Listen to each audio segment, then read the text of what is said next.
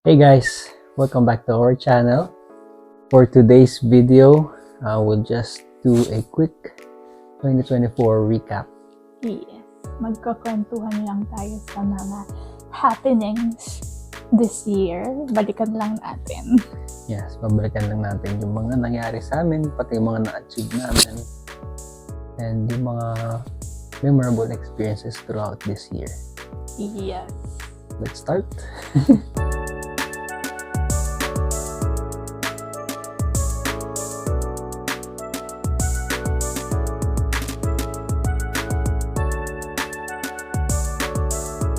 So, to start with, every year naman, palagi tayong nag-look forward sa bagong taon na, yun nga, please be good to me, mga ganon. So, tingin mo ba, ngayong time na to, in-expect mo ba? Ang January self natin, in-expect mo ba na December 2024 self natin is ganito? Sa ganitong situation. Hindi ko alam. Hindi ko alam kung ano expect ko nun eh. Yeah. Iniisip ko lang kasi, sana maging okay yung 2024. Mm-hmm. Pero hindi naman natin in-expect yung mga nangyari this year, but still. Yes. Yeah, ganun din sa akin. Kasi parang, basta ma-survive lang natin and all, okay na siya. So, ano ba mga nangyari ng January? So, kasi galing tayong term break, di ba, last year, ng Yes. September to December. So, January, nag-back to school kami. Balik kami ng school ng Yes. winter ulit na nag-i-snow na naman. Ganun. For our term 3, nag-back to school kami. Tapos, yung time na rin na yun, bago na yung trabaho mo nun, di ba? Kasi nagkaroon ka ng full-time work. Nakalipat ako ng work last year pa. October at or November. In preparation for co-op. Yes. So, ayun. So, pareho kami na by January, parang nagkaroon kami ng full-time work na rin, kasabay ng full-time school. Yes. So, yun yung talagang 7 days a week, wala tayong... Walang pahinga talaga. Oo, talagang tuloy-tuloy yung ginagawa Hihira lang natin. magkaroon ng pahinga. Lang. Pag hindi nabibigyan ng schedule, gano'n. Pero madalas full-time talaga. Oo, starting January talaga, parang doon tayo naging busy talaga na palagi tayong may ginagawa. Which is good to start a year kasi kahit paano malaking help siya financially. Yes. Then, nung time rin na yon, doon tayo totally decide na kumuha ng sasakyan. Kasi nga, medyo stable na yung trabaho namin and... Parehas na kami may full-time nun. So, naisip din namin, para rin mas maging komportable yung buhay namin dito, kumuha na rin kami ng sasakyan. Yes, which is yung winter. Kaya pinangalanan namin siyang winter. Winter siya nakuha. Tsaka puti siya. Pati white siya. Yun. Actually, February 1, nakuha namin si winter. Yun yan. Chinek ko pa yung picture namin kanina. Nagay doon, February 1, na-release namin si winter. So, good start ng taon. May sasakyan na kami. Yung thankful naman kami doon kay winter. Kasi kahit tumaas yung bills namin, mas nairaraos namin yung araw-araw. Lalo sa pag-commute. Yung everyday namin ng going to school and going to work. Lalo na may time na minsan matataos yung school namin halos 10 p.m. na, tapos pasok pa kami ng 7 a.m. So malaking tulong yung may sasakyan. Kasi nakakapagpahinga kami ng mas maayos. Oo. And mas mahabang sleep. Tapos, yun nga, dahil meron na kaming winter, travel na rin kami kahit papano around Ontario lang din, yung kayang i-drive. Yes, kasi last year wala gaano parang isa lang, Niagara lang, tapos commute pa kami. Kasi yun yung parang isa sa mga pinamadaling commute.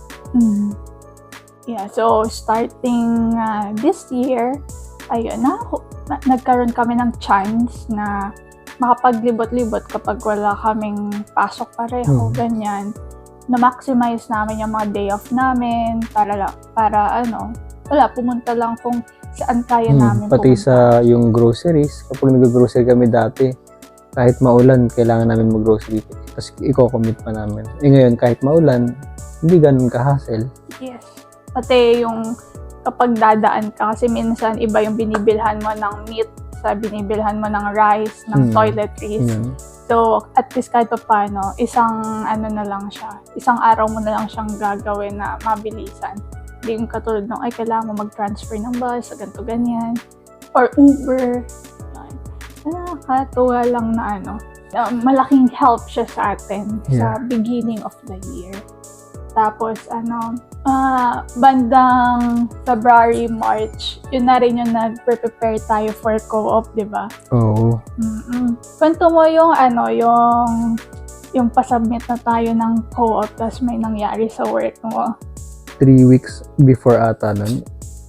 3 weeks. Mga 3 weeks, gano'n, oo. 3 weeks before nung submission namin ng co-op, biglang nag-cut ng oras yung hotel na pinag-workan ko. Kasi nga slow, tapos wala naman kami gaanong guest nung time na yun. So, kailangan magbawas. Since ako yung parang pinakabagong hire nun, ako yung pinaka-maapektuhan. Naging 2 days a week, 3 days a week, which is hindi na siya kaya para sa co-op kasi may required hours yung co-op na sabi naman nila, kung gusto mo, under the table na lang, ganyan, na ilista namin na full hours ka. Oo. Pero, ilang yung may bibigay. Naisip ko, since kakakuha nga lang namin ng sasakyan, mahihirapan din ako nun kung 2 days or 3 days, magpa-part-time na lang ako ganun. Naisipan mo bang lumipat no ng trabaho? Oo. Parang kahit kakalipat mo lang? So, naisipan ko kagad nung binanggit sa akin yun na magbabawas ng oras. Kinabukasan, nagpunta kami ng Burlington na nagpasa agad ako ng mga resume, ganyan. Kung saan man na pwede, nag-try ako ganyan. Tapos, eventually, yung 1 term ahead of us nakatrabaho ko, aalis din, lilipat ng province. So, ayun, yung pag-alis niya, nakuha ko yung oras. Parang a week or 2 before na yun. And sakto din siya dun sa time na, yun nga, ipapasa namin yung co-op confirmation, pati sakto rin sa time na yung aalis siya is start na rin ng co-op namin na mabibigay naman na sa kanya yung oras. Yes. Yeah. So, thankful naman. Everything worked out naman. May yun lang talaga din yung mahirap kapag nag-work ka sa Hotel. Sa hotel, Hindi na sa hotel, sa or operations. Basta operations. Yeah, kasi hindi mo hawak yung oras mo. Kahit full-time siya sa papel. Pero syempre, hindi pa rin magagaranti kung mabibigyan ka kasi depende nga yun sa Hindi naman po pwedeng lahat kayo bigyan ng oras. Malulugi yung kumpanya, di ba? Yes. And yung sa akin naman, part-time pa rin ako nun. Pero that time, nabibigyan ako ng full-time na oras kasi yung hotel namin is busy. So, mahirap talaga kapag ganun. Tapos nung time rin na yun, mga March, yun nga, kasi mga April yung co-op namin, one thing na parang early birthday gift sa akin, March kasi yung birthday ko is, na-offeran ako ng another position na hindi ko siya ina-expect. Different department. Yes. So, yung sa akin, na-workout ko na yung co-op ko doon, parang before pa ako ma-offeran. Tapos, actually, hindi talaga sila nagbibigay or iniiwasan nilang magbigay ng co-op. Naging maayos lang talaga yung relationship ko with them and how I work. Siguro kaya pumayag na rin sila. Kaya sobrang halaga guys kung kaya niyong may pagkaibigan sa mga higher ups niyo. Hindi ko sinasabi na sumipsip kayo. Pero parang ganun na rin. Kasi dito, normal naman yung sumisipsip sa boss niyo kasi parang parang natural lang siya. Parang hindi tulad sa atin sa Pilipinas. Pagka nakikitang nagipag-usap ka sa boss mo, pagchichismisan ka, gano'n. Dito hindi. Parang ang purpose nun talaga is to strengthen your connection with your boss. Para in case na kailanganin mo siya, at kailanganin kanya in the future, sobrang liit nga lang ng hotel industry. Makakatulong pa rin kayo sa isa't isa, ganun. Pati mas okay dito kapag mas gusto ng mga boss na nakausap mo sila. Ganun lagi yung sinasabi sa amin na if may problem ka or concern ka, parang talk to me, talk to us, para magawa natin ng kung ano man yung kailangan mo, ganyan. So, ayun, good news kasi kahit akala ko magre-resign na rin ako nun kasi hindi talaga sila pumapayag. Parang tinatry ko na like 4 to 6 months before yung pasahan ng co-op namin, parang ililigawan ko na sila na pumayag kayo, pero hindi talaga. Pero closer to the date, siguro mga 1 month, ayun, pumayag na rin sila. Tapos yun nga, nung I'm about to submit that co-op confirmation, nag-offer nga rin sila ng another position sa akin sa different department. So, ang kagandahan naman nun is from part-time nga lang ako sa papel, yun, magiging full-time na ako. Tapos, yun nga, salaried na, hindi na siya per hour. So, mas maganda yung benefit. Fixed na yung oras niya. So, wala na siyang kahati, kumbaga. Tapos, yun nga, maganda din yung schedule. Kaya, sobrang thankful rin ako. Monday to Fridays, holiday off, weekend off. Ako na lang yung pabago-bago na schedule. At least, kung alis man kami, ako na lang mag-request. Kasi alam ko naman na yung magiging schedule niya. So, yun rin yung natutuwa ako kasi hindi ko siya nakita na lilipat ako sa ganong department, which is siya nga yung may mas gusto sa sales. Tapos parang nabigyan ako ng opportunity. So, yeah. So, baka iba rin kasi yung plano para sa amin. Ayoko naman ipilit na lumipat ako ng sales dahil lang gusto ko doon. Tapos siya yung nalipat.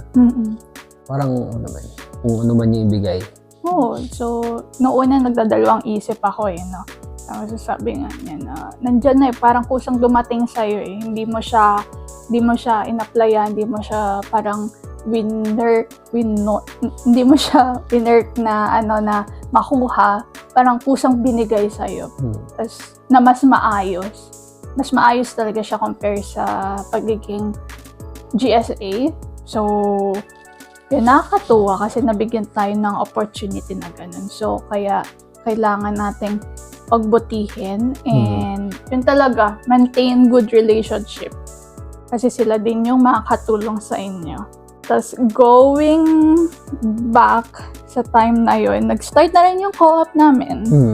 Like, all throughout the summer, co-op lang talaga kami tinatapos namin yung mga kailangan naming tapusin, yung mga starting April to August. Actually May to August yung co-op namin. Tapos nung time rin na yun, medyo ito yung magulong time. Kasi balak na namin lumipat ng province. Yes. Ever since pagdating namin, bago pa lang kami dumating sa Canada, ang plano talaga namin, mag-aral lang dito sa Mississauga, then move out na agad. Either Alberta or Saskatchewan or kung saan man. Kasi dun merong pathway para sa hotel. Noong time na yon, 2 years ago. Ngayon, since nagbago na yung policies, naghihigpit na. Nawala yung pathway. So, napag-decide namin na dito na lang muna. Dito na lang muna kami sa Ontario. Kasi advantage din, nandito yung mga connection namin. I-maximize muna namin lahat ng pwede namin kausapin sa mga connections namin. Unlike kung lilipat kami as in back to zero, hindi naman po pwede na mag-supervisor or managerial kaagad po. Kasi mas mahirap ang pumasok. Kasi nga dito sa Canada, sobrang halaga nga ng connection. Diba? Hindi sila basta-basta nag-hire lalo pagka supervisory or managerial. Kung hindi ka nila kilala. Oo. Yan rin yung parang kapag tinatanong, sobrang decided namin na lilipat kami ng province. So, syempre, pag may nagtatanong, anong plano nyo after studies, ganyan, stay ba kayo, lipat, ganyan. So, sinasabi namin na lilipat kami Pero pag tinanong na nila na, anong pathway? Doon kami kasi walang nasasabi na. Kasi wala talaga yung wa- pathway. Wala na talaga. Kung ano man yung maging pathway namin dito ngayon sa Ontario, yun din yung magiging pathway namin. Ang sinasabi namin na dahilan nun, mas less yung competition. Pero hindi Yes. naman kasi gano'n yun. Di porket lumipat ka sa mas maliit na lugar, mas maliit yung competition. Hindi. Yung gano'n. Kasi kung yung pathway mo naman is Canada-wide pa rin kayo maglalaban. Depende lang siya sa labor needs nung province. Kaya siya nagiging, yung ganong argument. Kaya so, madaming beses kami nag-usap. Ito kasi yung time rin na na talagang uncertain na kami sa mga decision namin. Parang ano ba talaga? Yung hindi lang yung sa paglipat, sa lahat na ng factor. So, ano ba talaga kailangan natin gumawa or mag-decide rin kasi patapos na nga yung school and we don't want to waste yung time like sa implied or PGWP time namin na kung kaya namin makakuha ng ganong experience na kaagad, better. Kaya kailangan na rin namin talaga to decide. Which is, yun nga, napag-decide na namin basta bago mag-end yung co-op namin, mga bandang August, na-decide namin na mag-stay sa Ontario. Yeah. Tapos, na-decide din namin na lumipat na ng lugar. Yes. Ng tinutuluyan. Na kumuha na rin kami ng sariling space namin, which is ito nga, yung basement. Basement pa rin naman siya. Pero at least, kami dalawa na lang. One bedroom basement. Nasusolo na namin yung space. Tapos, nagagawa na namin yung mga gusto namin ng hindi kami nakakaabala ng ibang tao. Yes. Sobrang parang, dahil nga nag-decide kami na mag-stay dito, parang gusto pa rin namin to start something new. Kaya, sige, fresh start tayo na lipat tayo ng apartment na tayo lang, hindi na shared. Tapos, that time, after co-op, nakakuha rin siya ng ibang opportunity sa work. Diba? Lumipat ulit kasi ako ng work. Although the same lang naman yung trabaho, front desk pa rin sa hotel. Pero kasi dun sa pinanggalingan ko, wala ganong opportunity. So, naisip ko, lumipat ako sa hotel na nagbaka sakali ako kasi wala lang mawawala sa akin eh. Yeah. Kung lilipat lang din ako, same lang naman. Kung hindi ako lilipat, ganun pa rin naman. So, might as well take the risk na lumipat and explore. Ganun. Like, sabi nga namin sa isa't isa, kung lilipat tayo, mas okay nang lumipat ngayon ng trabaho para nagsa-start na siya ng bilang. Kesa yung in the middle of your PGWP, lilipat, parang ang hirap na nung kasi na tayo eh. Parang, yan? Yung naka-time. Bilang na yung oras. Parang time is ticking kung kapag may PGWP na. So, ayun. Medyo struggle yung months na yun actually. Yung summer and bandang fall sa amin dalawa. Hindi lang siya sa mental health, sa lahat, career. Parang nag-struggle siya na kailangan namin mag-keep up sa mga bagay-bagay. Yeah, yun na kasi yung parang pinaka-climax ng taon na to. Yung pa-bare months na. Yun yung parang alanganin na talaga. Kasi nga nag-higpit na. Tapos di na namin alam gagawin namin nun. Ultimo ako, parang gusto ko nang sumuko nung time na yun. Sabi ko sa kanya, kung sakali man na hindi tayo palarin dito sa akin, okay na. Okay lang ako. Alam mo yun, para lang hindi ka, masyadong ma-disappoint. Kung sakali man hindi maging maganda yung result. Yun yung naging mindset ko na. Diba, ang aga pa lang, student pa lang kami nun. Yun na yung naisip. Kasi, ang daming parang yung lahat ng changes is parang, hindi pala lahat ng changes. Parang lang, yung mga pathway or yung mga plans na naiisip namin before going here, parang wala na siya. Parang ano na yung susunod nating plano. So, better talaga na huwag kayo mag-stick sa isang plano. Dapat marami kayong plano kasi pabago-bago yung nangyayari dito sa Canada. So, Yeah. pag hindi na sumang-ayon sa inyo, Ano na, mahirap na ipilit. yeah, mahirap siya actually. And kaya rin nung mga time na yon, kung pansin nyo, tuloy-tuloy yung upload namin, which is, yun naman yung isang bagay na natutuwa ako sa atin. Kasi naging active tayo sa YouTube. Yes. And naging active rin tayong parang gumala-gala, maging adventurous. Para Diba? din kasi, alam mo, maibsan namin yung stress and yung lungkot na nararamdaman namin. Kaya tinatry ko talaga for the past few months na mag-weekend off para at least may nagagawa kami weekly na aalis yung utak namin sa stress sa trabaho, sa lungkot sa Canada, sa gastos, ganyan. Para at least unwind, unwind. Yes. So, ayun nga, ang dami namin na napuntahan, which is yung around dito lang sa Mississauga naman, mga kayang i-drive lang mga an hour or 2 hours. Nag-trekking kami, nag-walking kami, gano'n. On a lighter note naman, ano yung favorite mo na napuntahan natin ngayong year? Yeah. Pinaka gusto ko yung nag-hiking tayo. So, yun. Sa Mount Nemo? Ano yun? Fall. Diba? Oo.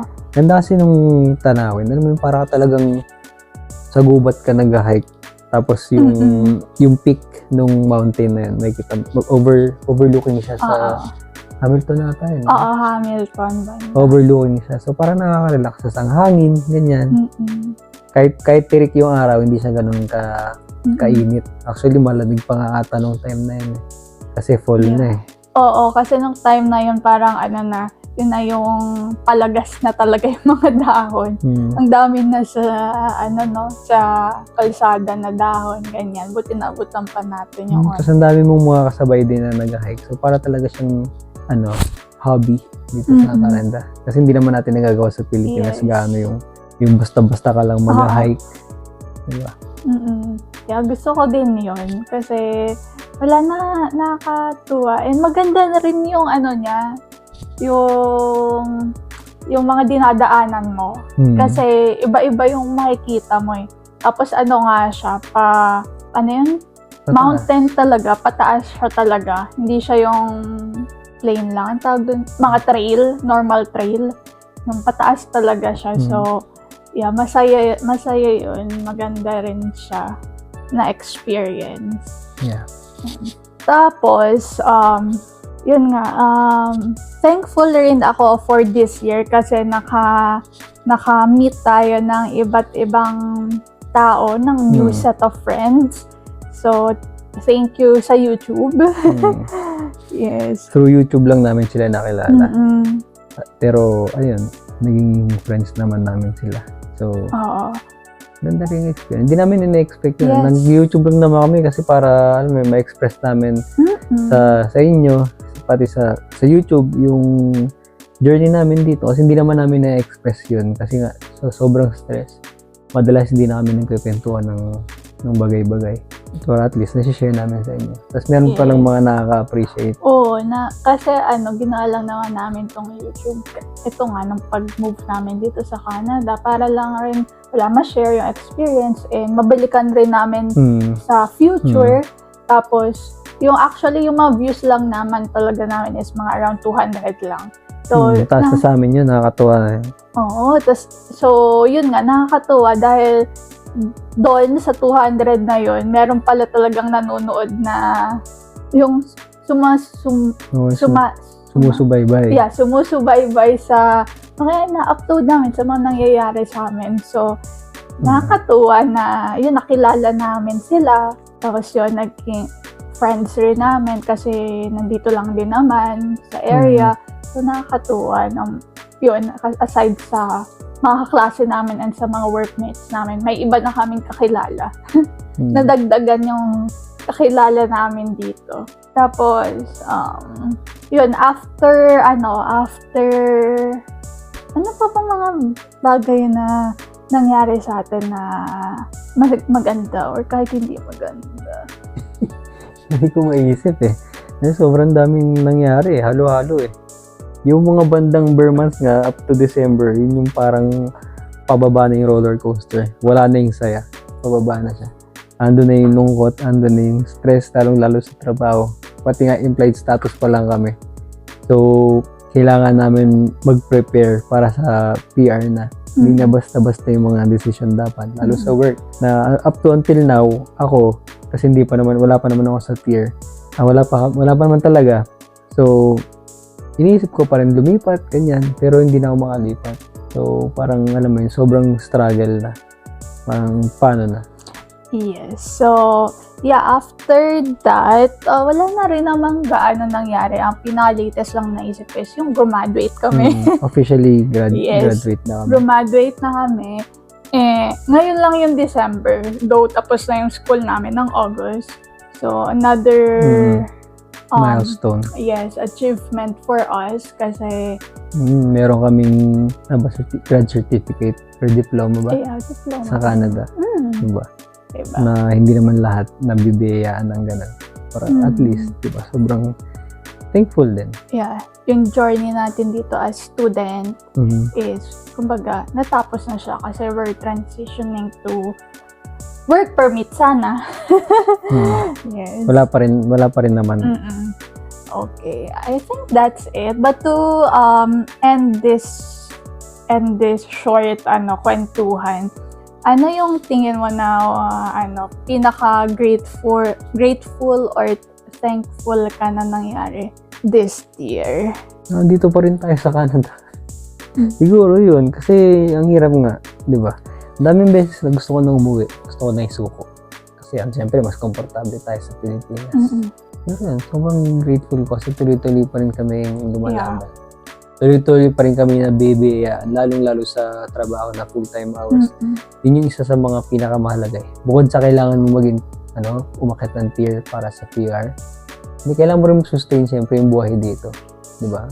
Para kahit anumang resulta na mangyari for PR, at least nakasurvive kami. Sumusurvive kami. Ganun. Yeah. Actually, yun yung lagi kong, pag may nagtatanong, di ba, uso naman dito, how are you, ganyan. Minsan, bukod sa I'm doing good na sagot ko, surviving. Yun yung sagot ko, surviving. Ganun din ako sa trabaho. Yeah, kasi, Sinasabi ko, still alive. yeah, kasi, everyday yun yung pinaka-thankful kami na nasusurvive pa rin namin. Mahirap, ang daming struggles, ang daming hardship na hindi naman namin pwede or kayang i-share lahat sa inyo, pero kahit pa paano nasa-survive natin. Yeah. And may 2 questions pa ako. 1 word to describe this year. 1 word to describe this year?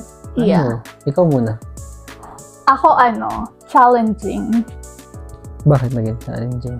Hindi siya kasi na-challenge lahat, hindi lang mental health, professional, emotional, even financial health natin na challenge.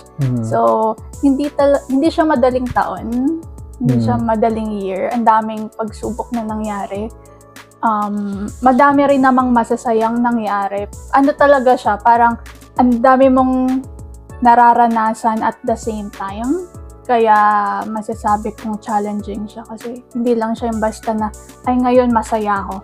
Ngayon, ito kasing taon na to parang masaya ako ngayon, malungkot ako, kailangan ko itong matapos. Yung mga ganun, ang dami nangyayari palagi. So, I might say a challenging year. Sa akin, siguro in 1 word, worst. In your 28 years of existence, ito yung worst. Parang siya pinakamalala na taon na naranasan ko. Kasi nga sa Pilipinas, di naman ako nagtatrabaho.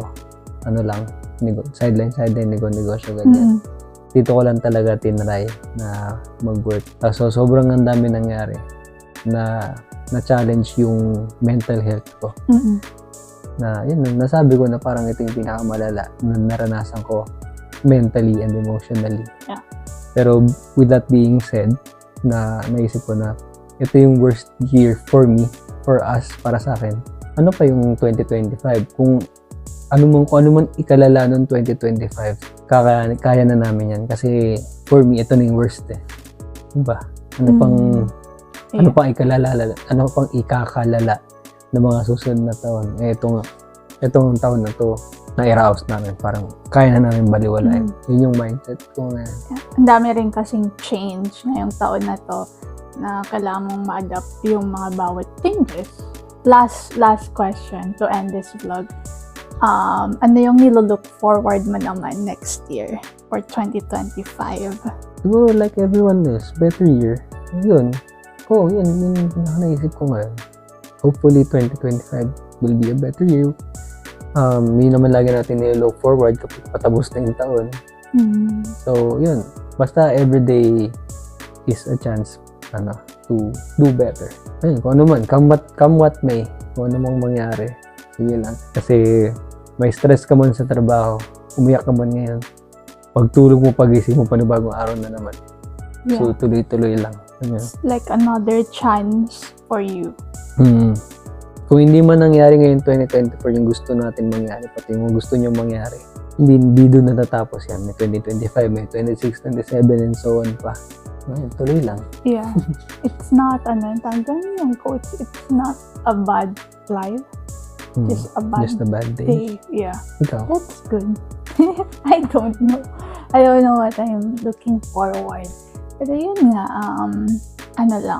sana mas madaming good things for 2025.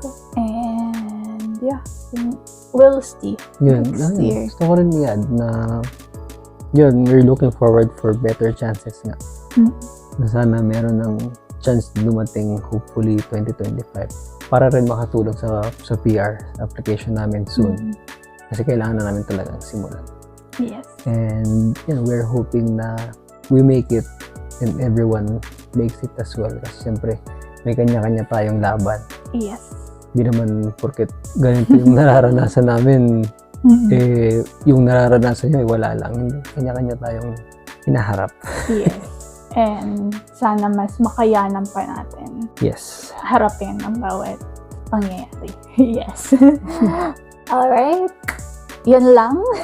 Nagkwentuhan lang tayo ng konti sa mga happenings this year. So, thank you sa pagsama sa amin throughout this year. Thank you sa pagsuporta. Thank you sa panonood, pagbigay ng advice. And sana, next year nandyan pa rin kayo. And both of us are wishing everyone a very, very good new year, a prosperous new year. And yeah, happy holidays. Until next time, guys. Thank you for watching. Don't forget to like and subscribe. Bye. Bye-bye.